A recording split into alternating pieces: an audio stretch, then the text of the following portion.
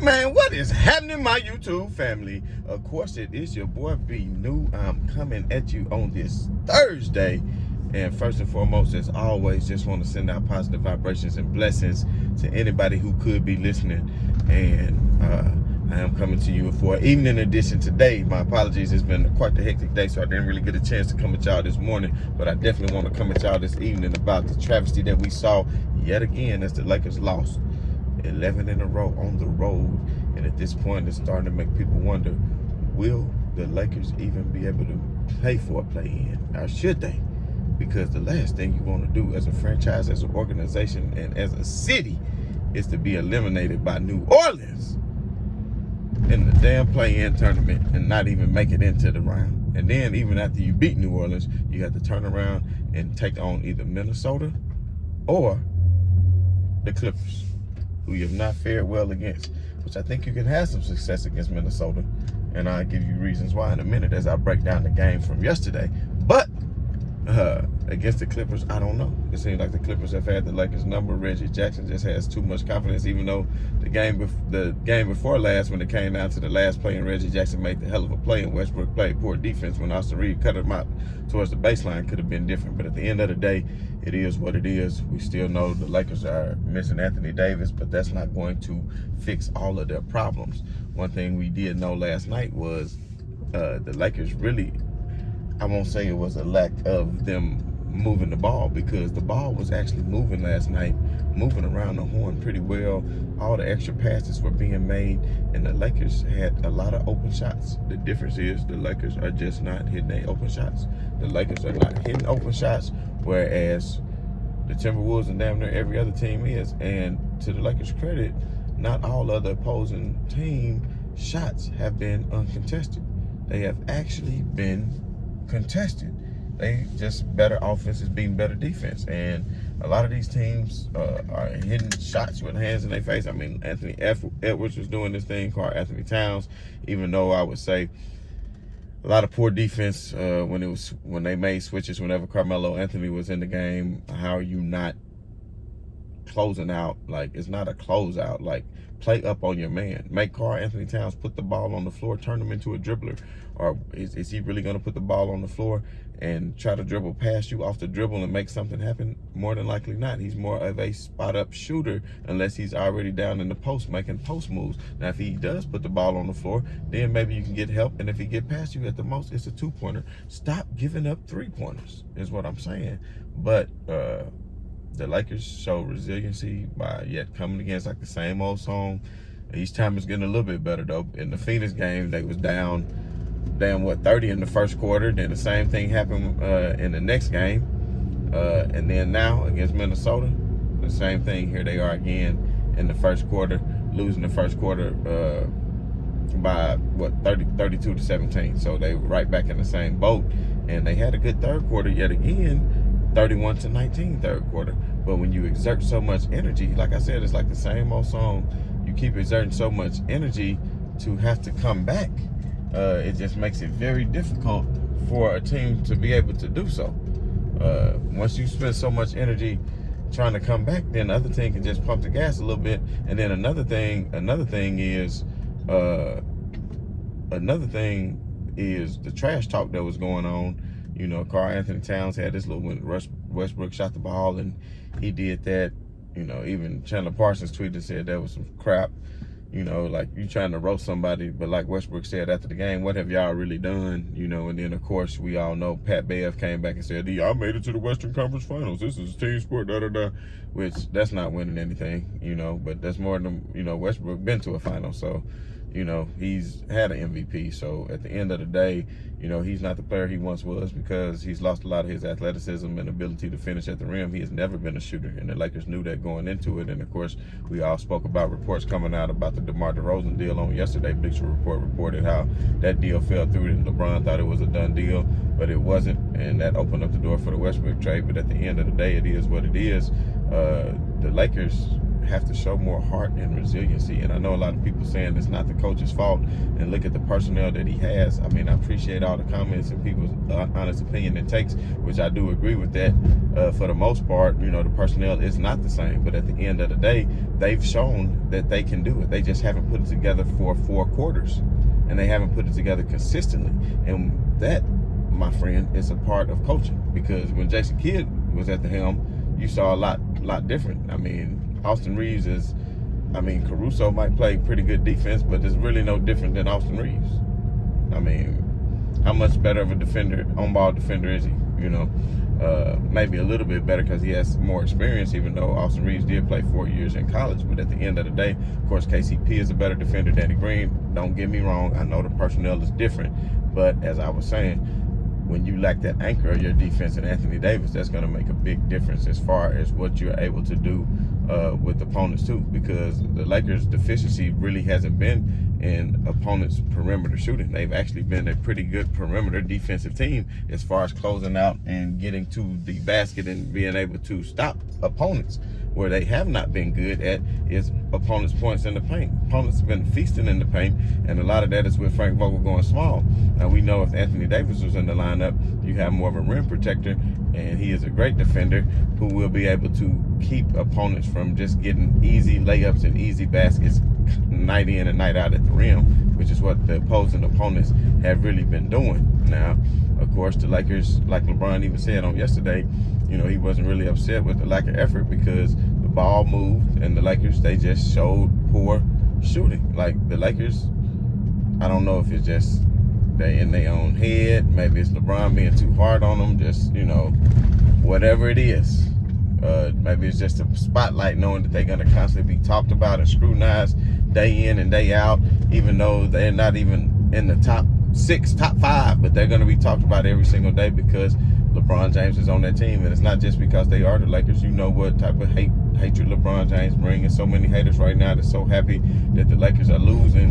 And that just show you, you know, those kind of people that hate on other people, they're just miserable people. You understand what I'm saying? So let them people be miserable. So if you're a LeBron James fan, a Los Angeles Lakers fan, be happy that they hate on you. Be happy, because if somebody hating on you, then you're doing something right, you know, at the end of the day. And, you know, LeBron has already brought a championship to the Los Angeles Lakers, and it's not out of the realm of possibility that he can bring another. There's a lot of young gun teams that's out here that's hooping and ready, such as the Memphis Grizzlies, such as Minnesota. They getting thirsty, they want something. The Phoenix Suns are playing lights out. You got Milwaukee, you got KD. Once you get Kyrie the way he cooking, I mean, it's going to be a lot of full level out competition for the championship this year, and it's going to be very interesting. And the Lakers are definitely going to make some moves in the offseason if they're going to be successful. But I still think one of those moves is removing Frank Vogel.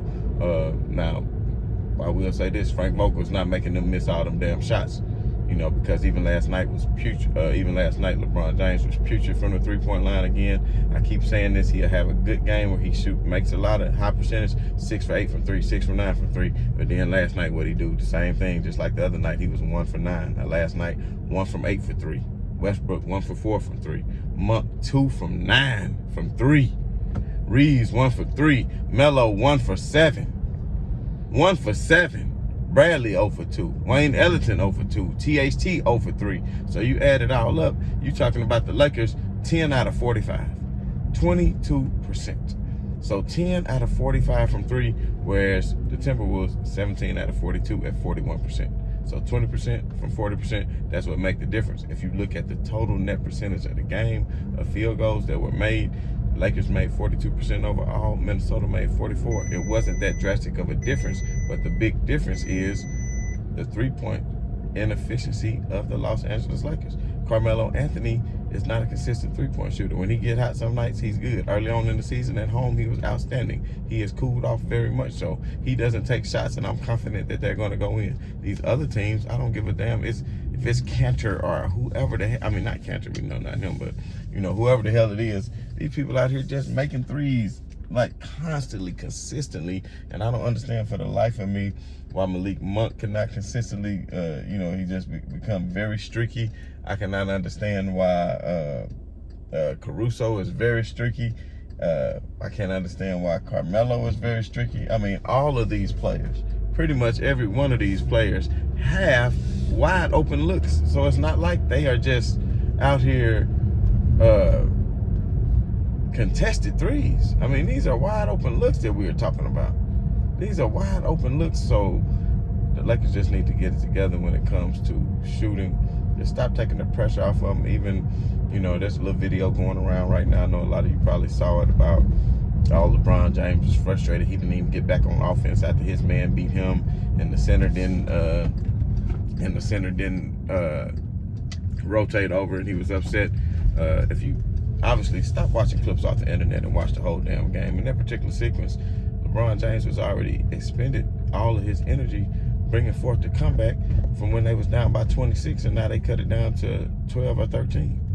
So at this point, you asking a 37-year-old, I mean, he is tired at this point, and he is frustrated. He did get beat off the dribble, but I think, and I could be wrong, but if I'm not mistaken, he was wanting Frank Vogel to call the timeout as he walked off the floor, but Frank didn't see it because he was looking down on the other end, and by the time Frank looked up to saw that LeBron was asking to come out the game to get a breather, it was too late.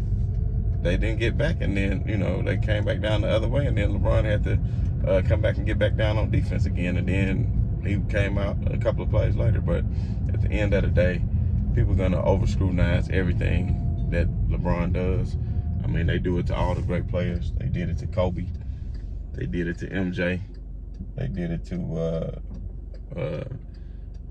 I won't say they didn't heavily scrutinize Larry Bird, but, you know, they did it to Magic. You know, it just come with the territory. So some people can handle it and other people cannot. But at the end of the day, you know, keep on coming on here and hating on the Lakers. We appreciate it. Keep on coming on here hating on LeBron James. We appreciate it. But laugh now and cry later. You know, it's still, like Russ even said a couple of weeks ago, even though I know it's a far reach to think that the Lakers have any sort of chance. But at the end of the day, when you talk about the playoffs and you talk about just like I heard Chris Broussard say this a couple of times during the season, a puncher's chance. You talking about a puncher's chance, then I hate to tell you this, money on the line with a healthy AD and a healthy LeBron, I'm still going to have to rock with him, even though you got such poor coaching. But you're going to have to build some confidence. The Lakers are going to have to string together some sort of wins going into the end of the season. They cannot continue to lose at the clip that they are losing. It's almost like they're waiting just to turn it on, and you know, they cannot do that. Only super good teams can do that. When LeBron was with Miami Heat, they could do that. Golden State could do that. The Nets can do that right now. I mean, only really good teams can do that, but they are not a really good team. They have a couple of really great players in LeBron and Anthony Davis, but other than that, they are not a good team.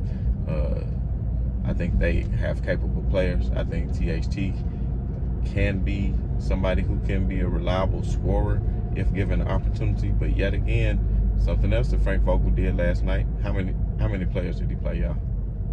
12 players, scattered minutes. Stanley Johnson had, what, 7 minutes? He used to being a part of the starting rotation. Now you barely even getting any minutes. Do y'all understand what I'm saying? It's hard to build continuity when you keep changing the starting lineup every day. And then not only are you changing the starting lineup, you changing how the rotation pieces go. You pretty much changing every damn thing. So if players aren't sure when they're going to be playing, how many minutes they're going to be playing, when they're coming in, who they're coming in for, these other teams got these rotations down pat. Why can't they?